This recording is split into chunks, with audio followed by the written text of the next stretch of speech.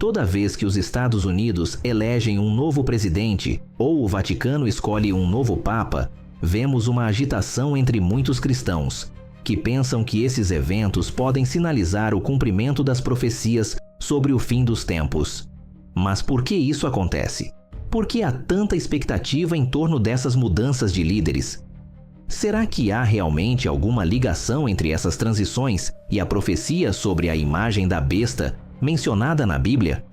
Neste vídeo, vamos explorar essa questão com cuidado, sem sensacionalismo. Vamos tentar entender o que a profecia realmente nos diz, o que esses eventos podem significar e como podemos nos preparar para o futuro. Para começar, precisamos entender o que a Bíblia nos fala sobre essa imagem da besta. Em Apocalipse 13, encontramos uma descrição da besta do mar e da besta da terra.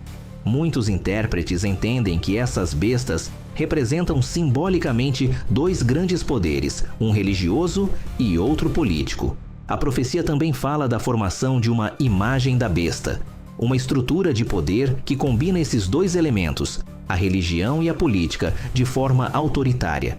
Esse poder final vai exigir lealdade e adoração, desafiando aqueles que seguem os ensinamentos de Cristo.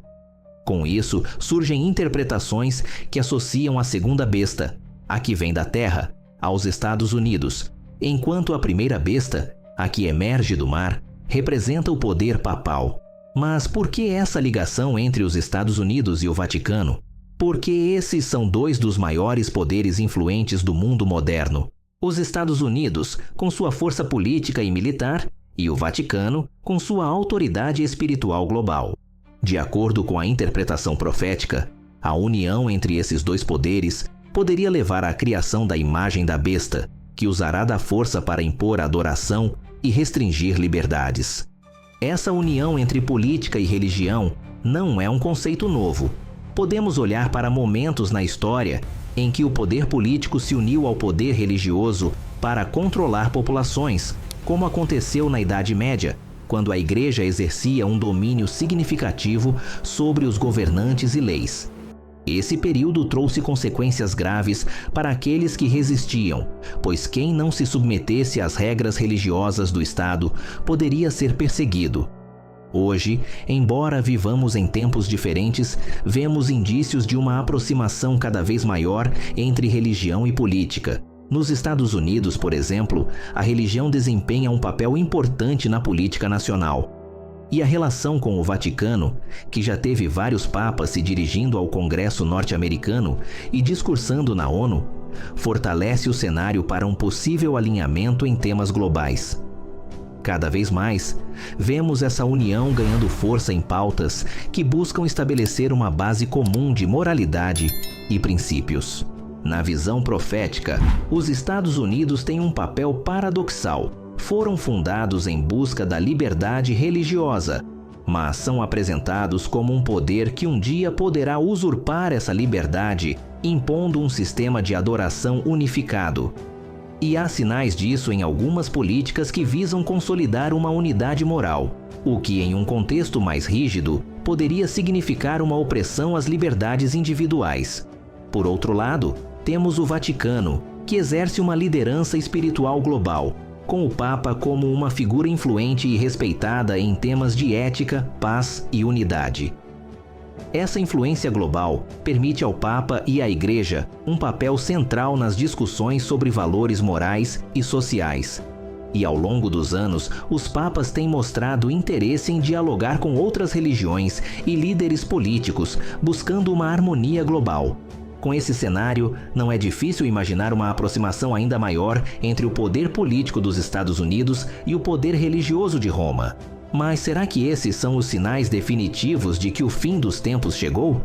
A Bíblia nos alerta sobre os sinais dos tempos, mas também nos adverte para não sermos enganados ou assustados. A formação da imagem da besta ainda é um processo em desenvolvimento e, enquanto aguardamos, é essencial estarmos vigilantes e preparados, mas sem deixar o medo ou o pânico tomarem conta. A cada nova eleição ou mudança de liderança, é comum que teorias surjam e gerem alvoroço. No entanto, precisamos lembrar que a profecia tem seu próprio tempo e não devemos apressá-la. Mesmo que essas mudanças pareçam nos aproximar do cenário descrito em Apocalipse, nossa preparação deve ser mais espiritual do que política. A Bíblia nos orienta a sermos prudentes e a estarmos atentos, sem, contudo, cair em alarmismos.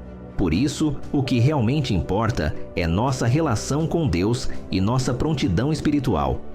O cumprimento das profecias é certo, mas o quando e o como ainda são mistérios que pertencem a Deus. Nossa tarefa é nos mantermos fiéis e atentos, não apenas aos eventos do mundo, mas principalmente ao nosso próprio coração. No futuro, é provável que esses poderes se unam em uma aliança que afetará diretamente nossa liberdade de adoração. Mas enquanto aguardamos, vivamos confiantes e com esperança, pois sabemos que Deus cuida de seu povo e nos dá força para perseverar. A verdadeira preparação para os tempos do fim está em manter nossa fé sólida e em sermos testemunhas do amor de Deus, que vai além de qualquer aliança ou poder humano. Vamos estar atentos aos sinais, sim, mas com nossos corações firmados em Deus, que é o nosso refúgio. Esse é o nosso chamado: vivermos em vigilância espiritual, em comunhão com Deus e com esperança. Se você gostou desse vídeo e deseja mais conteúdos como este, deixe seu comentário e compartilhe sua opinião sobre o tema. Nos vemos no próximo vídeo.